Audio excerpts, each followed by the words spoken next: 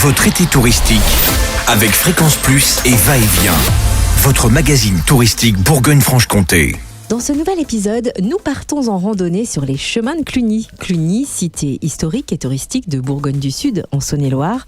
Pour des balades sortant des sentiers battus, faisons appel à l'association Chemin de Cluny Franche-Comté-Bourgogne qui a mis en place le site viacluny.fr, un itinéraire de randonnée reliant les sites clunisiens de Suisse, de Franche-Comté et de Bourgogne à Cluny. Marie-Jeanne Lambert, secrétaire de l'association Chemin de Cluny Franche-Comté-Bourgogne, nous aiguille sur les randonnées qui ne manqueront pas de nous émerveiller. Bonjour Marie-Jeanne. Bonjour Cynthia. Alors pouvez-vous nous présenter le site internet viacluny.fr? Quel est son lien avec l'association Chemin de Cluny Franche-Comté-Bourgogne?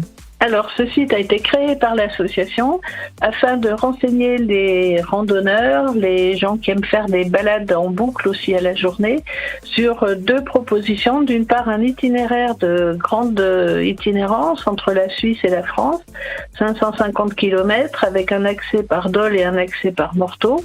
Donc, on part de Payerne en Suisse et on passe la frontière à Jaune et on va jusqu'à Cluny à travers le massif du Jura, le Doubs, le Jura et la Saône-et-Loire. Et la deuxième proposition, ce sont des boucles de randonnée à la journée pour un public plus familial ou qui a envie de petits trajets un peu plus tranquilles. Et quels sont les sites clunisiens qui peuvent attirer notre attention sur ce grand itinéraire viacluny.fr? Alors, il y a d'abord Payerne qui est en Suisse, dans le canton de Vaud, donc c'est un site très important, une très belle église qui peut se visiter, mais c'est également un paysage en bordure du lac. Et on peut ensuite, si on a envie d'aller découvrir un site extrêmement authentique, aller à Romainmôtier. Romainmôtier également dans le canton de Vaud avec une abbaye très bien conservée qui a été bien étudiée, qui est restaurée. Et puis ensuite, si on passe en France, il y a pas mal de sites. On pourrait citer par exemple Baume-les-Messieurs dans le Jura ou bien Gigny également. Gigny et Baume-les-Messieurs sont à l'origine de la fondation de Cluny. Donc pour nous, ce sont des sites importants. Et puis il y a d'autres sites qu'on pourra détailler un petit peu plus en avant si vous le souhaitez. Ah bien, allons-y maintenant. Nous n'allons pas nous arrêter en si bon chemin. On suit vos conseils. Alors, qu'est-ce que je peux vous proposer? Je vais vous proposer, par exemple, Poligny. À Poligny, il y a l'église de Moutier-Vieillard, très ancienne église. C'était la première église de Poligny. Et la randonnée, la boucle de randonnée permet de découvrir la reculée qui va jusqu'à Vaux-sur-Poligny et de parcourir un petit peu le plateau, la croix du Dent. Et bon, c'est assez dépaysant aussi, au-dessus du vignoble, des falaises. Vous voulez que je vous en donne un autre encore? Ah, volontiers. Alors, je vous propose Dole. Dole, parce que c'est une ville importante pour nous. Dole, c'était, avec le collège Saint-Jérôme, un des trois collèges de langue française que possédait l'ordre de Cluny au Moyen-Âge pour former ses moines. Et donc, autour de Dole, il y a tout un circuit. Donc là, c'est plus urbain, bien sûr.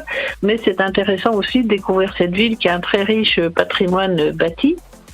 Et si on veut faire quelque chose d'un petit peu différent, on peut aller à Morteau. Morteau, la mairie, est installée dans les bâtiments du prieuré clunisien. Donc là, on peut, entre la mairie, l'église, découvrir aussi le paysage du Val de Morteau, qui est tout à fait remarquable. Ce paysage agricole au bord du Doubs.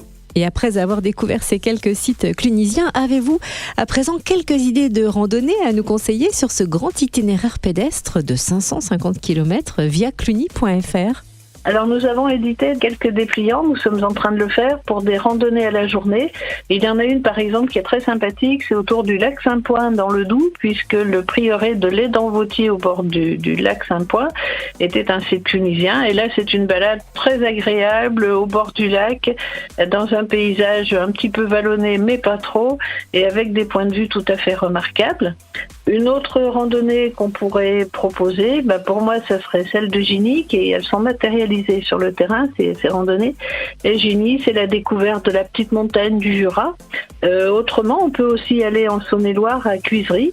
Cuisery qui avait une chapelle qui dépendait de Cluny. Et Cuisery, c'est aussi une cité du livre. C'est un très beau village perché au-dessus de la Seille.